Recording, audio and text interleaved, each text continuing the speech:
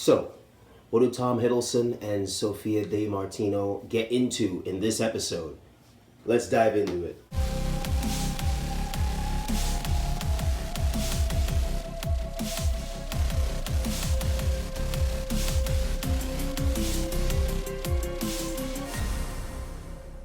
Hey, what's happening, guys?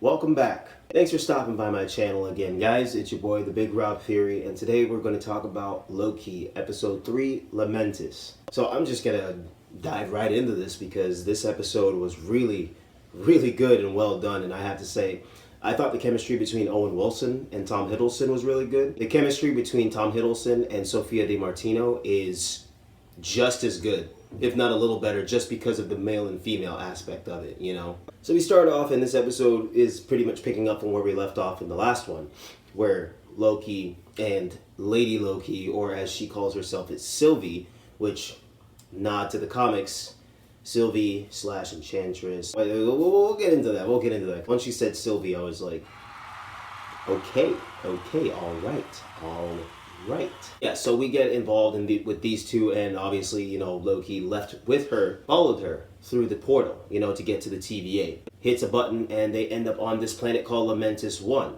which, according to Sylvie, is the worst natural disaster there ever is. Because a planet basically gets pushed into a moon and destroys everything and everyone on it. Hey. So throughout this episode, we see Sylvie and Loki together trying to recharge the little time pad and get back and get out of this timeline before everything gets screwed up and they get killed along with everyone else. During this episode as well, we see Sylvie and Loki not necessarily getting closer, but getting to know each other a little more. And you can see through the emotions on their faces that talking about certain things has got them thinking a certain way about their lives, about their families. I love the nods. I love the nods to Thor, the movie. Loki takes a glass and he's like, another, and throws it on the ground. I was like, it was really good. This drink, I like it. I know, it's great, right? Another! And then there was another nod. I don't know if anyone really caught it, or I don't even know if this was really a nod, but it's kind of a nod to me.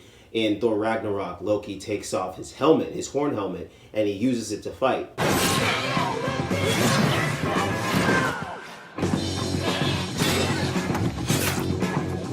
Sylvie took off her half-horn helmet and used it to fight.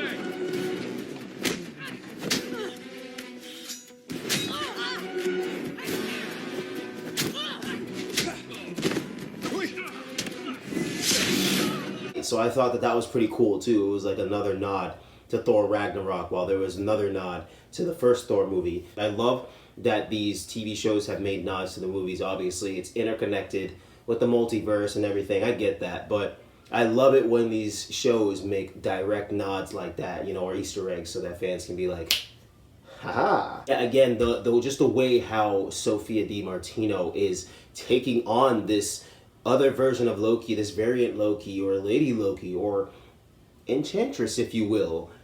I love how she's taking this on, and she is really killing it. I really can't say anything negative about her right now, because this is the first episode that we see her actually talking and interacting and truly fighting, not with a hood on or not through enchanting people. She's actually conversing and fighting and talking. So it's pretty cool to see the female and male aspect of Loki, you know, and I think she's doing a great job acting like Loki, you know, or her own version of Loki. Also within this episode, we find out something about the TVA that from the first episode we thought everyone was kind of born into the TVA.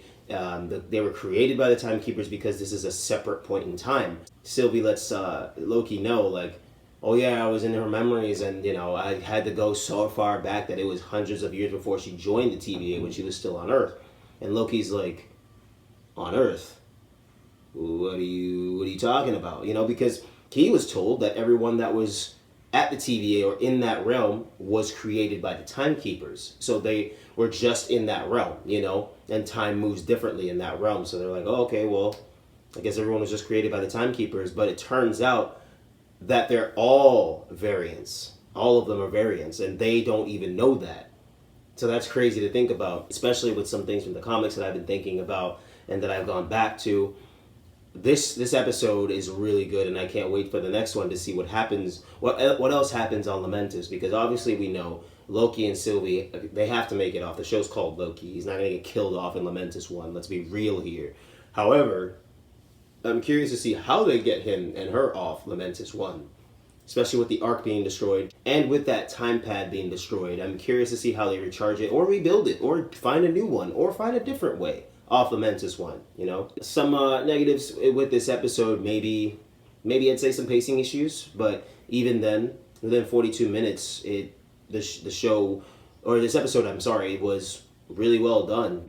The episode was over before I even knew it, so I can't really say pacing issues, but I want to try to balance this out with negatives and positives. Another negative I'd have to say is that my boy Mobius wasn't in this episode. Where was he? I'm just kidding. I know that this episode more had to deal with Loki and Lady Loki kind of finding their footing together, you know, and then Loki trying to figure out what the purpose of Lady Loki's antics were, you know? So I really like this episode all in all. I'm really excited to see, again, where this goes. So if you haven't watched this episode, definitely go watch it and definitely stay up to date with this. I can tell that this is going to take a massively amazing turn, and I just don't know where and I don't know how. This show is just going to continue to impress, and I feel like we're about to get a really, really, really, really big nod to something that's coming in the movies or another show or something really big is coming. I don't know what yet. There's also something I thought about,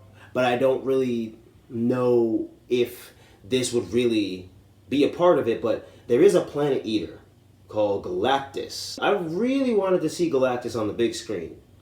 And I don't know about you guys, but the whole purple rain and everything and the way how everything looked kind of reminded me of Galactus a little bit. So I you know, I'm just gonna leave that there, but I don't know. That was a little interesting there. I like what Marvel and Disney are doing here. This is a great time to be alive, folks. Great time to be alive and a great time for comic book stuff to come to life. You feel me? Yeah. So thank you for joining me for this video and this recap of Loki, Episode 3, Lamentis. Please like this video and comment down below what you thought. If you have seen it, then what did you think about it? Did you kind of get the same idea about the whole Galactus thing? Are you interested in seeing what happens with Enchantress or Lady Loki or whatever you want to call her? Let me know. Let's discuss, man. Let's discuss. If you aren't subscribed and this is your first time seeing any video or anything from my channel, hit the subscribe button below and then hit the bell right next to it so that you can get notifications for when I post new videos. That's all I got for you today, folks. Until next time.